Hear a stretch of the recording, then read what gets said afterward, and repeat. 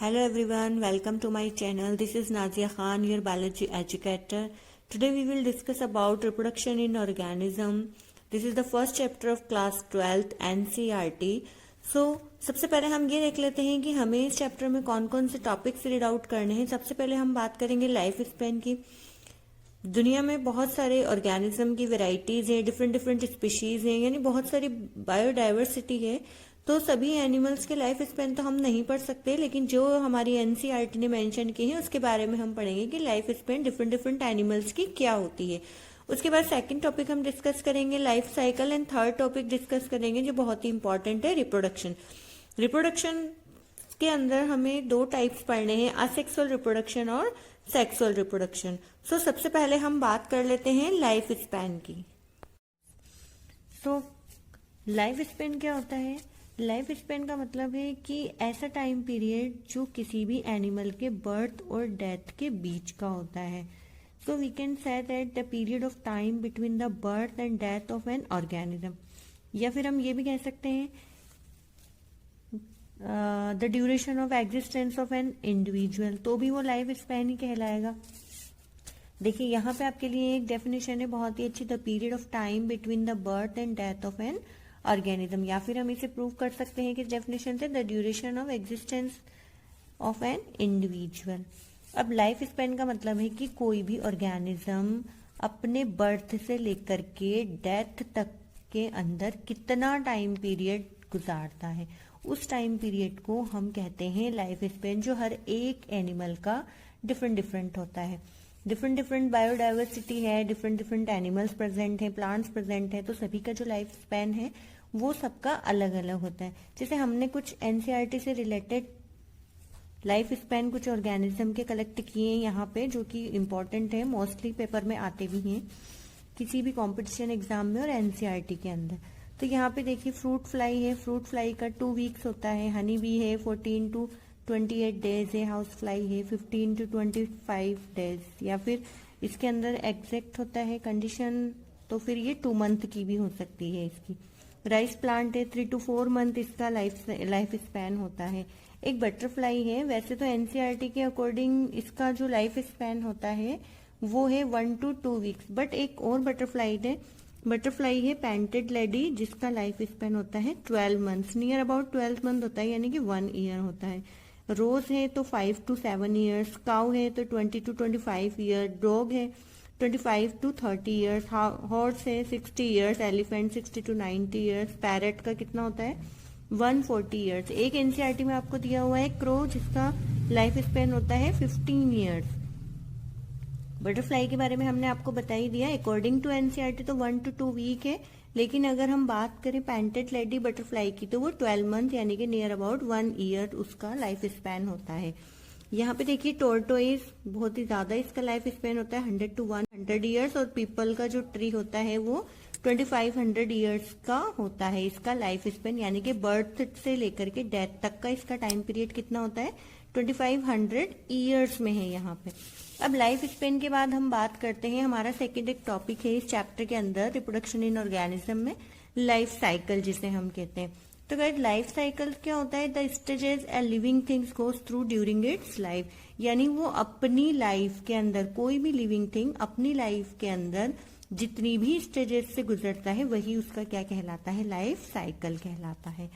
ठीक है, तो यहाँ आप इसकी डेफिनेशन देख सकते हैं, हमने मेंशन की हुई है the stages a living things goes through during its life. तो ये हमारा हो जाएगा लाइफ साइकिल वाला पार्ट। नाउ इसके बाद हम डिस्कस करेंगे रिप्रोडक्शन इन ऑर्गेनिज्म में। आपके एनसीईआरटी में एक बात लिखी हुई है, क्योंकि हमें वैसे भी पता है कि कोई भी सिंगल सेल है वो कभी उसकी डेथ नहीं होती, हमेशा वो क्या करता है अपने आप को किसी भी पार्ट्स के अंदर, हो सकता है वो 2 पार्ट्स हों या फिर हो सकता है कि वो मल्टीपल पार्ट्स हो। मल्टीपल पार्ट्स का मतलब है यहाँ पे हमारे पास कि अगर एक सेल है तो सिंगल सेल की बात कर रहे हैं तो एक ही सेल होगी, एक सेल है तो वो अपनी 2 डॉटर सेल बनाएगी, या हो सकता है मल्टीपल सेल बना रहे वो अपने पेरेंट के जस्ट सिमिलर होते हैं। तो सिंगल सेल कभी भी डाई तो नहीं होती है, लेकिन वो अपने जैसे ही अपने सिमिलर ही जो ऑफस्प्रिंग है उसको डेवलप कर देती है। इट मीन्स कि 1 सेल है उससे 2 डॉटर सेल बनी तो वो 1 सेल खत्म नहीं हुई, बल्कि उसने क्या किया, 2 टोटल सेल के अंदर वो कन्वर्ट हो गई, तो 1 से 2 हो गई। तो एनसीईआरटी में एक लाइन मेंशन है, single celled organism there never die. ये एक्सेप्शन है क्योंकि सिंगल सेल के अलावा जितने भी एनिमल्स हैं उनकी लाइफ स्पेन पर्टिकुलर होते हैं, जिनकी की अभी हमने बात की, the period of time between the birth and death of an organism. अब हम बात करते हैं रिप्रोडक्शन की। देखिए रिप्रोडक्शन और फर्टिलाइजेशन, तो रिप्रोडक्शन एक पूरी प्रोसेस है और फर्टिलाइजेशन उसका एक पार्ट होता है। बच्चे यहाँ पे हमेशा कंफ्यूज होते हैं कि रिप्रोडक्शन और फर्टिलाइजेशन को एकदम मैशअप कर देते हैं, मिक्स कर देते हैं। तो यहाँ हम बिल्कुल इसकी फ्रीली एक डेफिनेशन देखते हैं कि it's a biological procedure by which an organism produces offspring just like itself और देयर पेरेंट। यानी कि ये एक बायोलॉजिकल प्रोसेस है जिसमें कोई भी लिविंग ऑर्गेनिज्म अपने ही सिमिलर ऑफस्प्रिंग को रिप्रोड्यूस करता है, जो कि अपने पेरेंट के बिल्कुल सिमिलर होती है। यानी कि वो अपनी स्पीशीज की कंटिन्यूटी को बनाए रखने के लिए जिस प्रोसेस को फॉलो करती है अपनी लाइफ में, वो कहलाती है रिप्रोडक्शन की प्रोसेस। तो रिप्रोडक्शन क्या है? रिप्रोडक्शन एक बायोलॉजिकल प्रोसेस है जिसमें कोई भी ऑर्गेनिज्म अपने ही सिमिलर ऑफस्प्रिंग को प्रोड्यूस करता है या रिप्रोड्यूस करता है, और वो बिल्कुल उसके सिमिलर हो सकती हैं। कभी कभी वो जेनेटिकली आइडेंटिकल कॉपी भी होती हैं, तो उसे हम कहते हैं असेक्सुअल रिप्रोडक्शन। लेकिन सेक्सुअल रिप्रोडक्शन में वो अपने पेरेंट्स से थोड़ी सी डिफर हो जाती है, बट वो ऑफ स्प्रिंग, अब जैसे ह्यूमन है तो ह्यूमन की ऑफ स्प्रिंग ऑब्वियसली ह्यूमन होगी, मंकी तो होने से रहा। मंकी की जो ऑफ स्प्रिंग्स बनेंगी वो मंकीज होंगी, कोई और एनिमल तो होने से रहा। तो दैट्स वाई हम इसे क्या कहते हैं कि जस्ट लाइक इट सेल्फ और dear parent, organism produces offspring just like itself और डियर पेरेंट, और ये अपनी कंटिन्यूटी बनाए रखते हैं अपनी स्पीशीज की। इसलिए हमने यहाँ मेंशन किया है एंश्योर कंटिन्यूटी ऑफ। अब है टाइप्स ऑफ रिप्रोडक्शन। तो टाइप्स ऑफ रिप्रोडक्शन हमारे पास 2 है, asexual reproduction and sexual reproduction. Asexual reproduction में इस ए का मीनिंग है, ए मीन्स होता है नो, यानी यहाँ पे सेक्सुअल ऑर्गन्स का इन्वॉल्वमेंट बिल्कुल भी नहीं होता है। Without involvement of sexual organ ये रिप्रोडक्शन कंप्लीट होता है। तो सिंगल पेरेंट इसमें इन्वॉल्व होता है, जनरली विदाउट गैमेट्स होते हैं।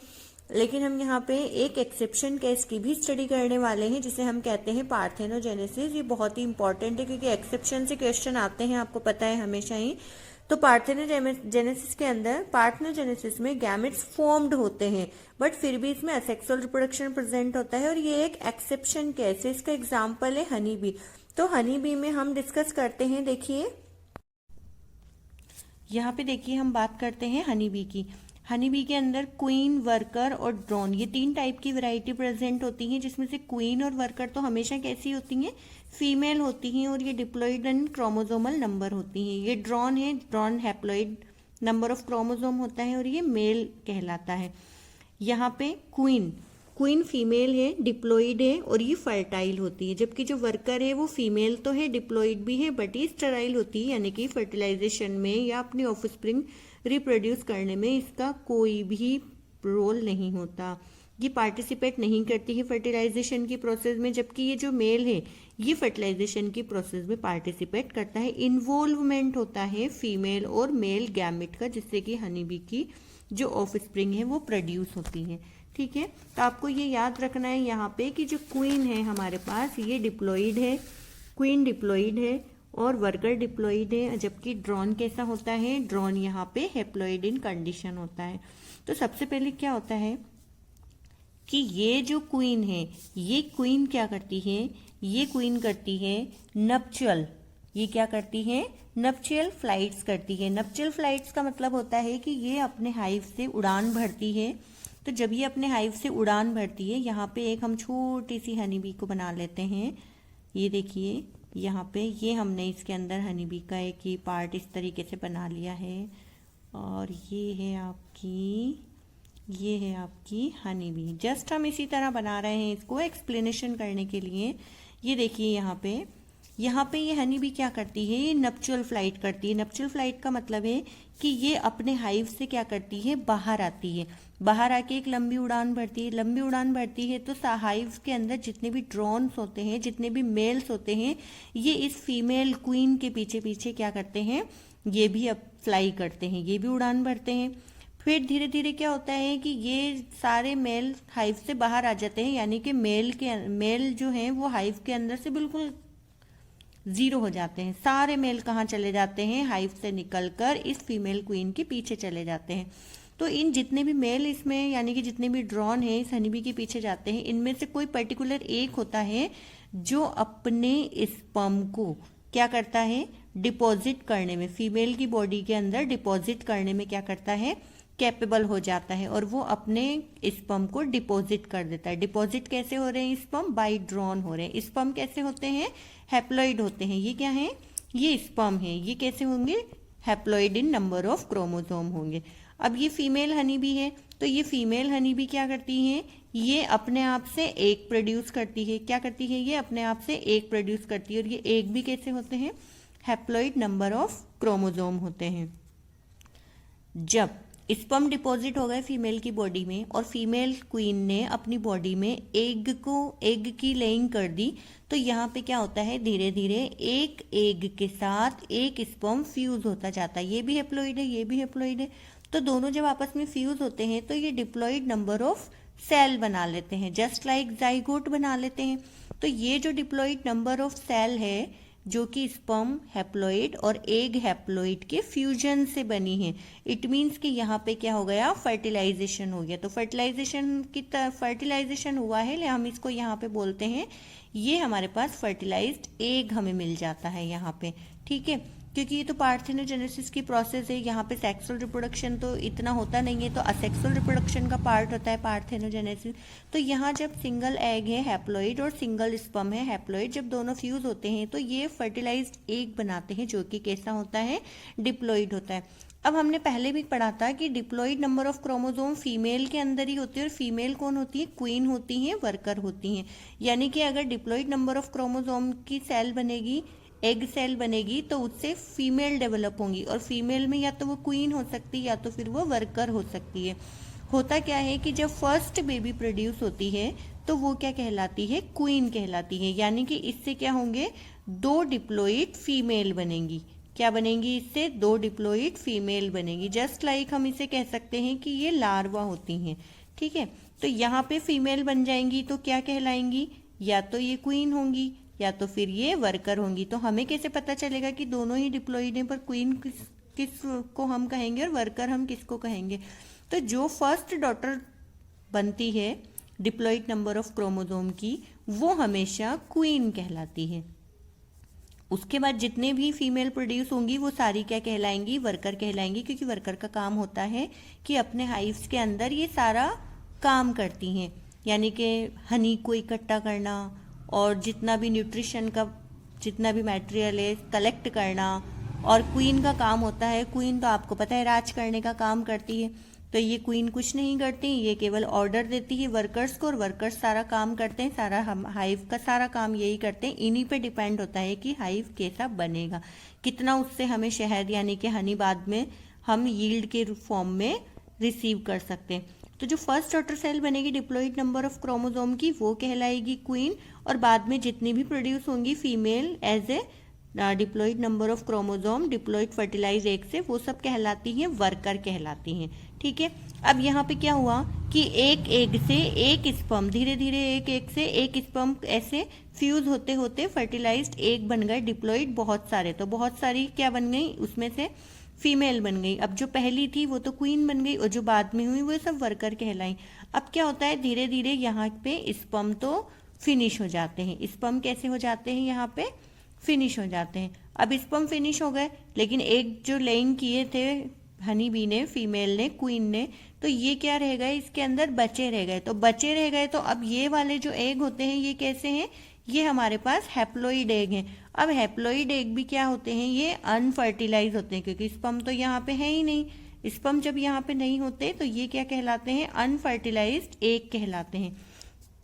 ये जो अनफर्टिलाइज्ड एग हैं, अब इनसे क्या प्रोड्यूस होंगे, इनसे प्रोड्यूस होंगे ड्रोन, यानी जिन्हें कहा जाता है मेल। ड्रोन यानी मेल, यानी ये कैसी ऑफस्प्रिंग प्रोड्यूस हो गई, ये प्रोड्यूस हो जाती है हैप्लॉइड नंबर ऑफ क्रोमोसोम की ड्रोन। तो 2n नंबर ऑफ क्रोमोसोम से डिप्लॉइड में जो फर्स्ट बेबी प्रोड्यूस हुई फीमेल उसे तो क्वीन, और बाकी की जितनी भी बाद में है वो सब वर्कर कहलाएंगी। उसके अलावा ये जो ड्रोन है ये अनफर्टिलाइज्ड एग से प्रोड्यूस होने वाली ऑफ स्प्रिंग होती हैं, और इनका काम सिर्फ इतना होता है कि हाइव के अंदर ये फीमेल जब नक्चुअल फ्लाइट करती है तो उसके पीछे जाते हैं और इनमें से कोई एक ही डिपॉजिट करने में अपने स्पर्म को कैपेबल हो जाता है, सक्षम हो जाता है। और सक्षम होने के बाद ये क्या करता है, अपने स्पर्म्स को फीमेल की बॉडी में डिपॉजिट कर देता है। इसके बाद इसका काम खत्म हो जाता है ड्रोन का। जो हनी बी है इसे क्या करती है, ये इसको हटा देती है, यानी कि बस ये है इसका काम कि रिप्रोडक्शन करना इसका काम है, एक फीमेल की बॉडी में स्पर्म डिपॉजिट करना इसका काम है। इसके बाद इसकी डेथ हो जाती है, क्योंकि जितने भी ड्रोन होते हैं उनमें से केवल एक ही डिपॉजिट करने में सक्षम होता है अपने स्पर्म्स को। बाकी के जो ड्रोन यहाँ पे जितने भी ड्रोन थे उसमें से केवल एक ही सक्षम होता है फीमेल की बॉडी में स्पर्म डिपॉजिट करने के लिए। बाकी जितने भी ड्रोन होते हैं, और ये खुद ड्रोन इसकी भी डेथ हो जाती है, और बाकी जितने ड्रोन होते हैं वो वापस कहाँ जाते हैं, हाइव्स के अंदर जाते हैं। तो जब हाइव्स के अंदर जाते हैं तो वर्कर्स उनको हाइव्स में एंट्री नहीं देती हैं, क्योंकि सारा दारोमदार किसका है, वर्कर का है। सारा काम कौन कर रहा है, वर्कर कर रहा है। वर्कर कैसी होती है, फीमेल होती है, डिप्लॉइड होती है, स्टेराइल होती है, रिप्रोडक्शन में इनका कोई पार्टिसिपेशन नहीं होता, कोई रोल नहीं होता। तो ये जितने भी ड्रोन्स होते हैं उनको ये हाइव्स में एंट्री नहीं देती। हम हाइव्स में एंट्री नहीं देती तो फिर ये ड्रोन कहाँ जाएंगे, क्योंकि ये तो सोशल एनिमल हैं, अकेले तो ये सर्वाइव कर नहीं सकते। तो ये इधर उधर जमीन पर गिर जाते हैं और फिर बाद में इनकी भी डेथ हो जाती। कई बार हमने देखा होगा घरों में, हम कहते हैं कि मधुमक्खी आ गई इसको मार दो, वो पहले से ही किस तरह होती है, वो हाफ डेथ तो उसकी पहले ही हो चुकी होती है। तो वो इतनी ज़्यादा कि अपने डंग से किसी को काट ले, क्योंकि इसमें फार्मिक एसिड होता है, मैथेनोइक एसिड जिसे हम कहते हैं। तो यहाँ पे रेड वाली जो हनी बी है उसमें प्रेजेंट होता है ये। तो ये इतनी सक्षम उस टाइम नहीं होती हैं जब इन्हें हाइव से बाहर फेंक दिया जाता है। तो ये बिल्कुल डेथ के कंपेयर करें तो डेथ की तरह ही होती है इनकी, कि हाँ डेथ हो चुकी है ऑलमोस्ट, तो इनसे ज़्यादा हमें डरना नहीं चाहिए।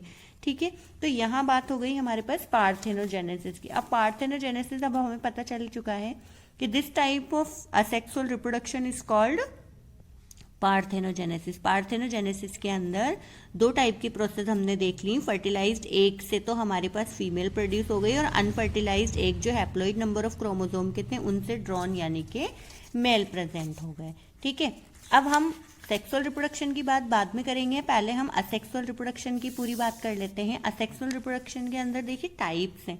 असेक्सुअल रिप्रोडक्शन के वैसे तो कई सारे टाइप होते हैं, बट हमारी एनसीईआरटी में पार्थेनोजेनेसिस के अलावा भी 5 टाइप्स मेंशन किए हुए हैं, जिसमें से एक होता है बाइनरी फिजन। देखिए बाई का मतलब यहाँ पे होता है 2, बाई का मतलब क्या होता है, यहाँ पे बाई का मतलब होता है 2। तो फिजन का मतलब होता है डिवीजन, यानी कि एक सेल 2 डॉटर सेल के अंदर कन्वर्ट हो जाती है। अब किस तरह कन्वर्ट हो जाती है, फेवरेबल कंडीशन भी हो सकती है और अनफेवरेबल कंडीशन भी हो सकती है। तो अगर हम बात करें फेवरेबल कंडीशन में, देखिए अभी अभी हमने बात की थी कि सिंगल सेल के बारे में कि दे नेवर डाई, एक्सेप्शन है सिंगल सेल नेवर डाई। तो ये कभी मरती नहीं है। क्यों नहीं मरती, क्योंकि ये एक सेल है। अब एक सेल जब इसे पता है कि इस पर कोई अटैक होने वाला है, इसे पता चल जाता है कि इसकी डेथ तो होने ही वाली है, इसे तो मरना ही मरना है, तो ये क्या करती है, अपने आप से 2 सेल को प्रोड्यूस कर देती है। 2 सेल प्रोड्यूस हो जाती हैं, तो इस एक ने मरने से पहले क्या किया, 2 सेल को बना दिया। इसीलिए हम कहते हैं सिंगल सेल ऑर्गेनिज्म के लिए दे नेवर डाई। और ये एक्सेप्शन है, सारी सेल डेथ होती हैं लेकिन इनकी डेथ नहीं होती है। तो यहाँ पे जब हम बात अमीबा की करते हैं, अमीबा प्रोटियस है, तो अमीबा की जब हम बात करते हैं तो फेवरेबल कंडीशन में ये क्या करती है, जो सिंगल इंडिविजुअल ऑर्गेनिज्म है ये अपने 2 डॉटर सेल के अंदर डिवाइड हो जाती है, और इसीलिए हम इसको क्या कहते हैं, बाइनरी फिजन। इसका सबसे बेस्ट एग्जाम्पल होता है अमीबा। बैक्टीरिया भी इसका एग्जाम्पल है, एंट अमीबा भी है, यूग्लिना भी है और पैरामीशियम भी है। देखिए अगर सेल इस तरह से डिवाइड हो लंबाई में, लेंथ में, माउथ टू फुट, तो ये क्या कहलाता है, लॉन्जिट्यूडिनल डिवीजन कहलाता है या फिजन कहलाता है। अगर इस लॉन्जिट्यूडिनल पार्टीशन के अंदर अगर कोई सेल डिवाइड होती है सिंगल सेल, तो वो कहलाता है longitudinal type of binary fission. अगर इस तरह से डिवाइड होती है, देखिए बीच वाले पार्ट में से, तो ये कहलाता है ट्रांसफर डिवीजन ऑफ जैसे कि पैरामीशियम है, प्लेनेरिया है, तो इसमें कैसा होता है, ट्रांसफर डिवीजन होता है। लॉन्जिट्यूडनल का बेस्ट एग्जाम्पल होता है यूग्लिना। यूग्लिना के बारे में आपको पता ही है, ये क्या होती है, यूग्लिना क्या होती है, ये एनिमल और प्लांट के बीच की कनेक्टिंग लिंक होती है। जब बात हम अमीबा की करते हैं तो अमीबा के अंदर देखिए, अमीबा का कोई शेप तो होता नहीं है। अमीबा पे हमने ये इस तरह की एक स्ट्रक्चर बनाई, ये अमीबा है, ये यहाँ पे इसकी क्या है, ये प्लाज्मा मेम्ब्रेन है, या फिर हम इसको क्या कह सकते हैं, सेल मेम्ब्रेन भी कह सकते हैं, सेल मेम्ब्रेन या प्लाज्मा मेम्ब्रेन। यहाँ पे इसका न्यूक्लियस है, यहाँ पे इसका साइटोप्लाज्म है, यहाँ पे इसकी कॉन्ट्रेक्टाइल वैक्यूल है, फूड वैक्यूल है, सारी जितने भी ऑर्गेनेलीज हैं वो इसके अंदर प्रेजेंट सारे नहीं होते, क्योंकि ये बिल्कुल प्रिमिटिव टाइप ऑफ सेल होती हैं। तो यहाँ अमीबा में ये न्यूक्लियस है। अब सबसे पहले क्या होता है कि जब अमीबा में बाइनरी फ्यूजन होता है, इसे पता होता है कि इस पर कोई अटैक करने वाला है। अटैक करने के बाद ये अपने आप को दो पार्ट में, दो डॉटर सेल में डिवाइड करती है। तो सबसे पहले ये क्या करती है, अपने न्यूक्लियस को डिवाइड करती है, जिसे हम कहते हैं कैरियोकाइनेसिस।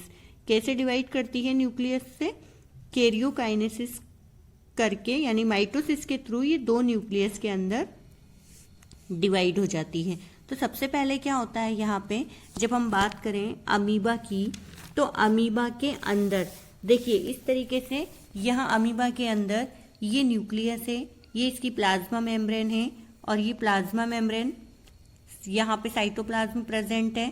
तो ये बाई स्प्लिटिंग कॉन्स्ट्रिक्शन, इस तरीके से ये अमीबा क्या होती हैं, डिवाइड होना शुरू होती है। तो सबसे पहले कैरियोकाइनेसिस होता है। कैरियोकाइनेसिस का मतलब है एक न्यूक्लियस माइटोसिस डिवीजन के थ्रू दो न्यूक्लियस के अंदर डिवाइड हो जाता है, दो न्यूक्लियस के अंदर डिवाइड हो जाता है। तो यहाँ पे एनलार्जमेंट ऑफ न्यूक्लियस, कैरियोकाइनेसिस, फिर बाद में कैरियोकाइनेसिस के बाद साइटोप्लाज्म का डिवीजन होता है, जिसे हम कहते हैं साइटोकाइनेसिस, इसलिए हमने यहाँ पे इसको इस तरह से मेंशन किया है।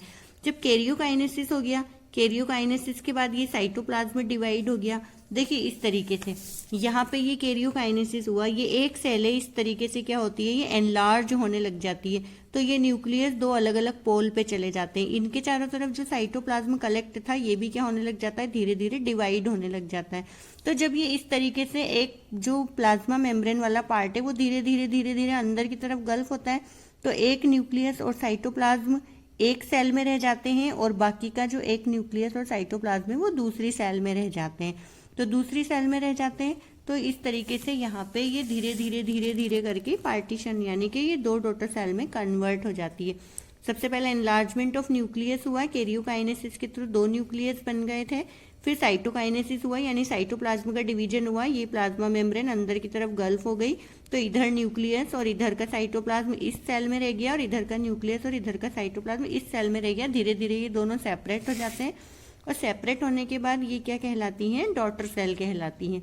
तो ये बाइनरी फ्यूजन है, यानी कि दो ऑर्गेनिज्म डेवलप्ड हो गए अमीबा में इन फेवरेबल कंडीशन। लेकिन ऐसा नहीं है कि अमीबा में केवल फेवरेबल कंडीशन के अंदर ही रिप्रोडक्शन होता है असेक्सुअल, जो कि बाइनरी फ्यूजन कहलाता है। अमीबा के अंदर अगर अनफेवरेबल कंडीशन होती है तो उसके अंदर मल्टीपल अमीबा बनते हैं, मल्टीपल डॉटर सेल बनते हैं एनसिस्टमेंट के थ्रू, जो कि हम आगे पढ़ेंगे, क्योंकि वो स्पोर्स बनते हैं उसमें, तो हम उसे आगे वाली एक जो सेक्सुअल रिप्रोडक्शन की टाइप है स्पोरुलेशन, उसमें वहाँ हम उसकी बात करेंगे।